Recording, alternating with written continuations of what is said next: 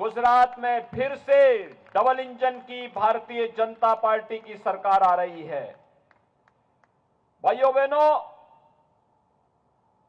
5 दिसंबर को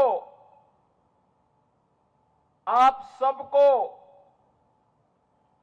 द्वितीय और अंतिम चरण के मतदान में भाग लेना है और इसीलिए मैं आज आप सबके बीच में विशेष रूप से इस मंच के साथ अपील करने के लिए आया हूं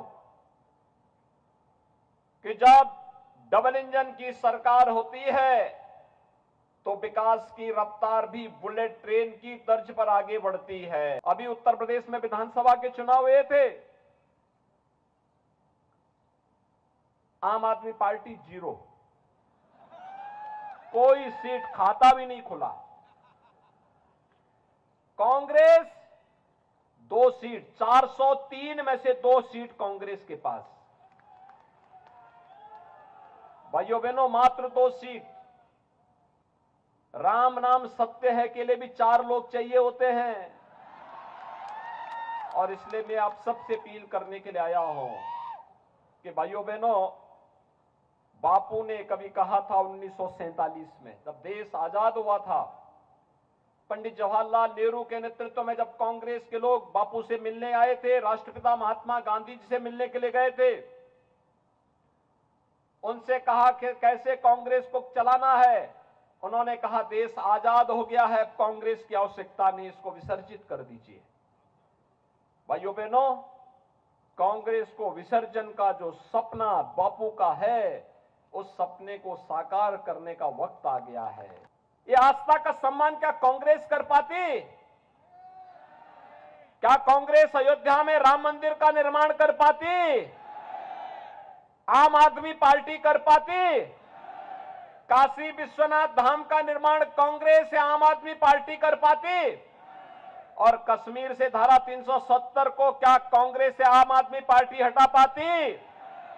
भाइयों बहनों, ये न सुरक्षा दे सकते हैं, न सम्मान दे सकते हैं, न रोजगार दे सकते हैं, न गरीबों के दुख के साथ दुखी हो सकते हैं, न अपनी संवेदना ही व्यक्त कर सकते हैं। इनको क्यों चुनना है? 20 वर्ष पहले तक गुजरात में दंगे होते थे, कर्फ्यू लगता था, व्यवसाय करना कठिन था, बेटी और बहनें सुरक्षित नहीं महसूस कर पाती थी, कोई धार्मिक आयोजन नहीं हो पाता था। लेकिन 20 वर्ष पहले मोदी जी के नेतृत्व में गुजरात के कर्फ्यू पर और गुजरात के दंगों पर हमेशा के लिए विराम हो गया। अब गुजरात में कर्फ्यू नहीं, गुजरात में दंगे नहीं, गुजरात का ये मॉडल देश के अंदर आतंकवाद, नक्सलवाद और अलगाववाद को समाप्त करने के काम आ रहा है। आज भारत आतंकवाद से मुक्त हो गया है, नक्सलवाद से मुक्त हो गया है, अलगाववाद से भी मुक्त हो गया है। ये भारत की बढ़ती हुई प्रतिष्ठा का प्रमाण है।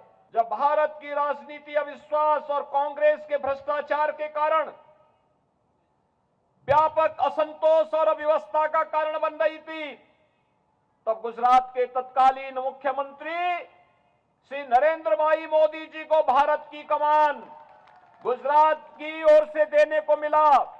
और भाइयों बहनों, आज मोदी जी के नेतृत्व में एक भारत श्रेष्ठ भारत की परिकल्पना साकार हो रही है।